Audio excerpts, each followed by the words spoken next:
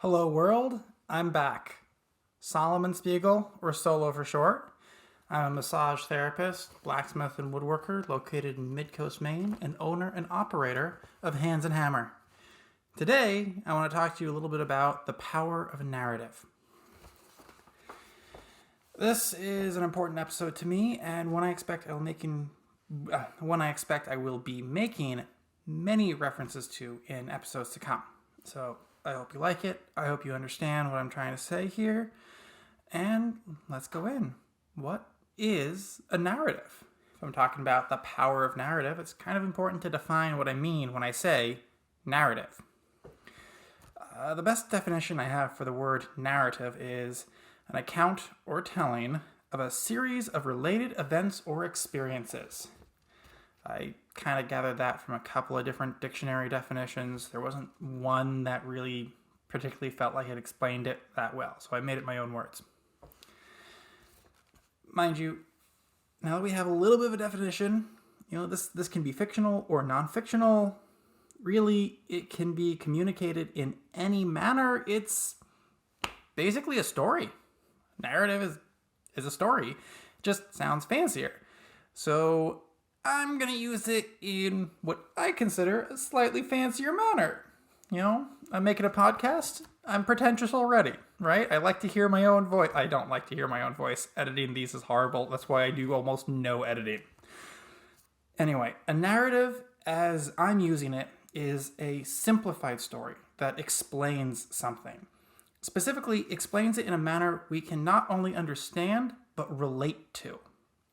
Let me try and give you an example.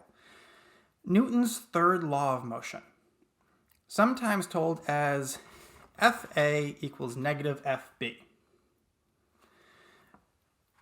One can argue that mathematical formula, is a bit of a simplification.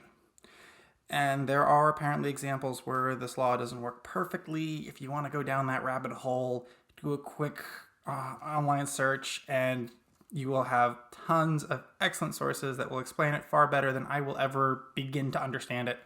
I don't understand that level of Newton's laws at all. So since I'm not going to that kind of detail and level of understanding, for now, the story is Fa, or force of A, equals negative Fb, or negative force of B. But the narrative, the simplified story that we can understand and relate to, is every action has an equal and opposite reaction. The force of A is the action that has an equal and opposite negative force B reaction. That's the narrative. At least in how I'm using the word. It explains it well in a manner you can hopefully understand and relate to without going into so much detail that it's a textbook or a mathematical formula. Honestly, just every action has an equal and opposite reaction is far simpler, far easier to understand. For me, at least. Other examples of narratives are myths and folktales. Narratives are used to teach history and religion. They're used to discuss politics, bring people together, sometimes a whole culture together. In a TED Talk by Gus Casely Hayfolk, he talks about African history and how the narratives were fought over and used as a weapon of war and control. And I will have a link to his video in the show notes. He talked about how European explorers and colonials did so much either to change the narrative to one where accomplishments were made by a white person, or destroy the narrative entirely to one where history was basically erased in hopes it would be lost and forgotten. Does this sound at all similar to cultural fights being had today? I think it kind of does. Even LGBTQ rights are fought with narratives, attempts to unite, feel connected, and accepted. These are just some of the strengths a narrative can give us. A narrative can also help us heal. Matthew Sanford, a paraplegic yoga instructor, talks about healing stories. In the podcast On Being with Krista Tippett, she interviews him. And again, I will have a link to this in the show notes. In that interview, he talks about how much he's had to heal in his own life, including from the accident that made him a paraplegic at 13. For him, it didn't sound like it was much about healing physically, but mentally and emotionally. He had a lot of traumas to deal with, and throughout his life, he needed different healing stories to rationalize, process, deal with, and heal that trauma. I think you could just as easily say he used different narratives to help him through his journey. But narratives don't just help us mentally and emotionally, they can help us physically too. I suppose you could make the argument they only indirectly help us physically. They help us mentally, and through that, we're able to make physical changes. That's getting a little too complicated for my own narrative. So to keep it simple, I'm going to say they do help us physically. One way they help physically, which I've mentioned in a previous episode, is they can give us a set of directions, a roadmap of sorts. A narrative, be it scientifically accurate or not, can give a correct path forward to giving us the desired beneficial results. This is the manner in which Till Luca, one of the hosts of the Thinking Practitioner podcast, again, I will have a link to that website and podcast in the show notes. Till Luca uses the term narrative this way a lot, and honestly, I kind of stole this from him.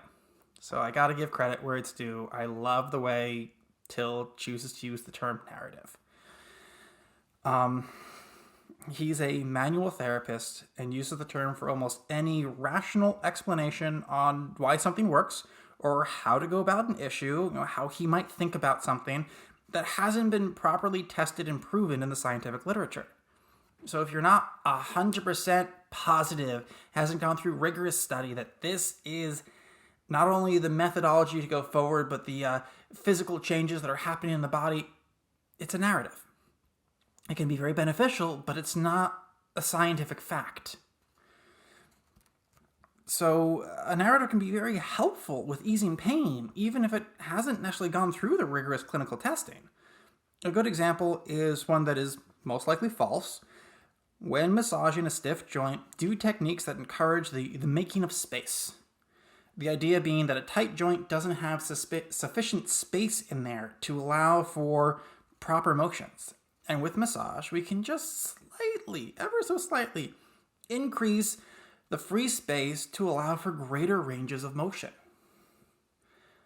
This is a wonderfully helpful narrative, but is most likely false.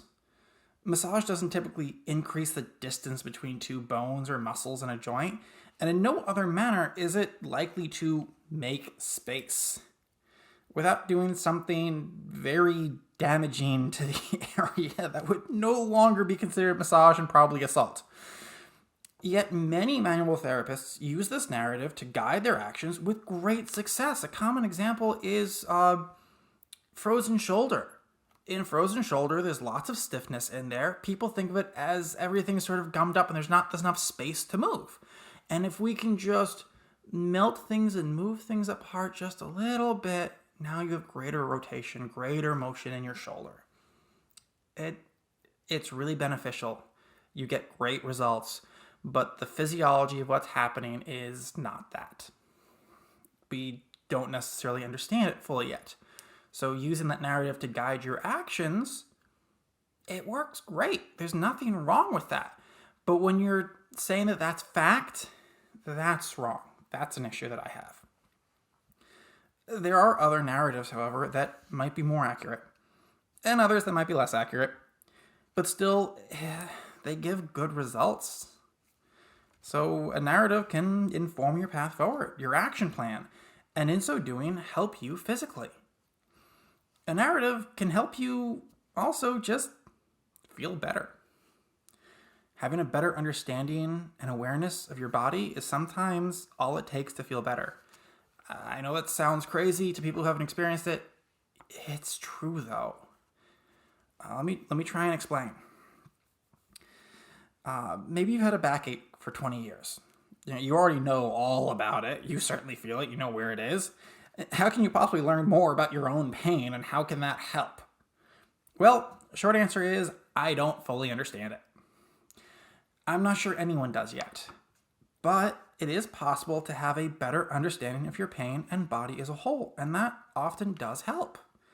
This can be done in a number of ways, such as through body work like massage, or through movement like yoga or physical therapy.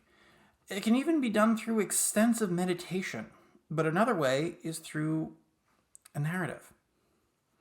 Whether it's accurate or not, knowing why you're in pain can give a sense of control, understanding, and release. For some, hearing that their back hurts because they hold their fear and anxiety there can help. For others, hearing that their posture is poor while driving and is tightening their gluteus medius, which does actually refer pain to the low back, can help. In both cases, simply having a narrative they connect with, that the patient connects with, can almost immediately give some relief from the pain. Take the edge off, so to speak. Just, I understand it now. I can stop worrying so much. Almost. We don't really understand it still, like I said, but it does, for many, many people, help. But keep in mind, these examples also give action plans that can lead to positive whole life changes. The first, you hold pain in your back because of anxiety and fear or whatnot. This can result in deep emotional work, focus on relaxation in general, and just lead to benefits in your psychosocial life. And again, sometimes that does lead to no more back pain because you're relaxing and because of things that we don't really understand yet. There is a mind-body connection. This is well documented and well proven, and I will get into more detail in future episodes. The second narrative that I gave, you're driving in a poor posture and it's tightening your gluteus medius, which refers pain to that area. Well, now this can help them change their position more often, encourage them to take more breaks and stand up more when they were going on long drives. Neither of these examples have solid scientific backing.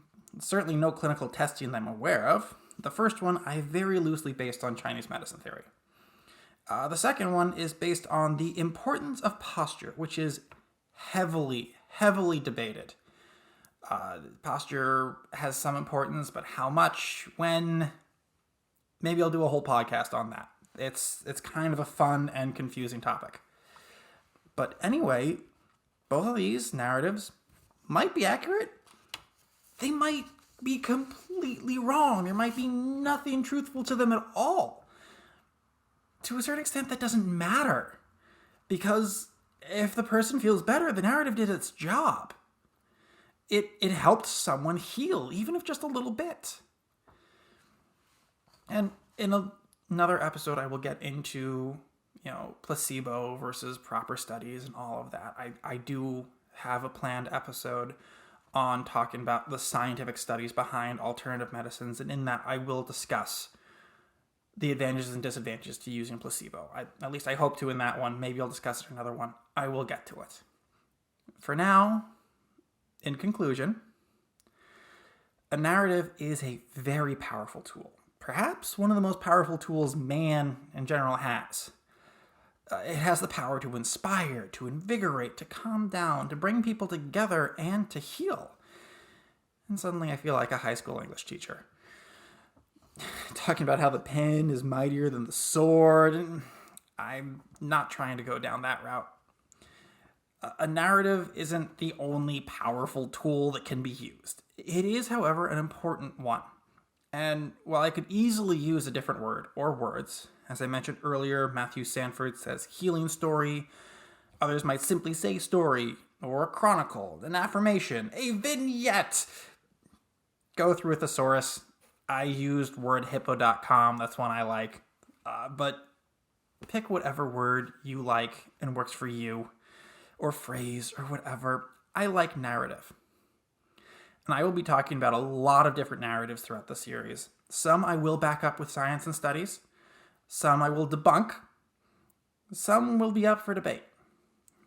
But hopefully now you have a better idea of the importance and use of different narratives. That's all for today. I hope you enjoyed it.